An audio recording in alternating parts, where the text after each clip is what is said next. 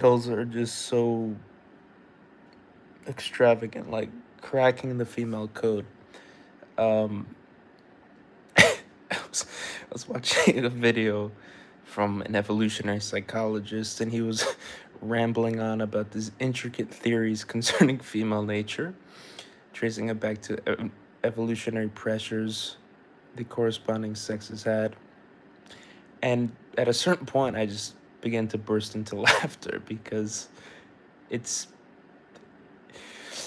to think that there's an entire like science dedicated to deciphering female nature is it's appalling. Um, and then it just occurred to me like all these fancy words, like all these mental gymnastics that certain men are trying to go through just to describe pretty much basic human selfishness. Like, did it not occur to anyone like why would any of this be relevant, this dual mating strategy, if if most women nowadays don't even want to have children to begin with? Why would this even be relevant? You don't see women parading around wanting to be mothers aside from maybe the Islamic community in the world. Um,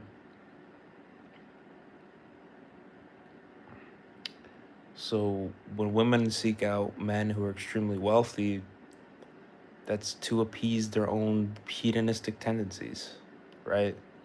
Um, I don't know if this has anything to do with women. I think it just has to do with human selfishness, to be honest. So seeing all this mental gymnastics from Jordan Peterson and like other evolutionary psychologists, just it's just kind of laughable, right? Because I was thinking, what if this did serve an evolutionary function? Okay, you need a man who had a certain type of bravado who can protect the tribe, certain type of callousness, right? But you still needed some emotional signification to protect the tribe, right? Men are not just survival machines in the same way women are not just baby making machines. Not just robots, emotionless robots. Men and women could be equally emotional, but women could be more strategic in their emotions, whereas men are often more overt or vulgar in their emotionality. But they can both be obnoxious. I mean, not all men and women are exactly the same, of course. There's important nuances here. But these some of these evolutionary psychologists, they're acting as though this is natural. It may very well be natural, but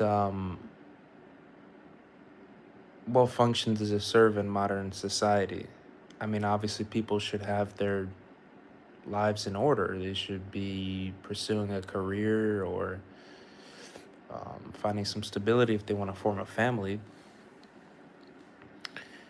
But is that all humans are chalked up to be? Just seeking out a mate and having as many children as possible? What do you do with those children? Because I'm seeing a lot of people going around who are just rude, obnoxious, crude, materialistic, greedy, selfish, self indulgent, incurious, dull, dense. Like, is that natural? Because as soon as we start to claim something is or is not natural, I think we start sort of um, we start to assume like that's the way it ought to be, or that's the way it's supposed to be. But I see a lot of women having children, and they kind of look at their kids like their kids are just this liability of sorts. Like a lot of the mothers I see where I work, they kind of like get so angry when the child upsets her composure, when he's sad or excited. It just some mothers get so angry at them, um, and others coddle their children. They want their children to be like children, like Chris Delamos said of Red Pill Philosophy. So I don't know how much of this is social, cultural versus biological, because what biological function would that serve? I mean, to just produce a society of just selfish, just self-indulgent, dull people. I mean, what evolutionary function does that serve? That seems like an evolutionary dead end, right? Um, because you could be the wealthiest men in the world and not have any physical prowess, not have any intellectual prowess. You could sit on your computer all day making millions of dollars. Um, and some women will choose a man who sits on his computer, makes $1 million making YouTube videos, versus a man who, a muscular, strong willed man who works in like a mine or a factory who makes significantly less. So this is evolution?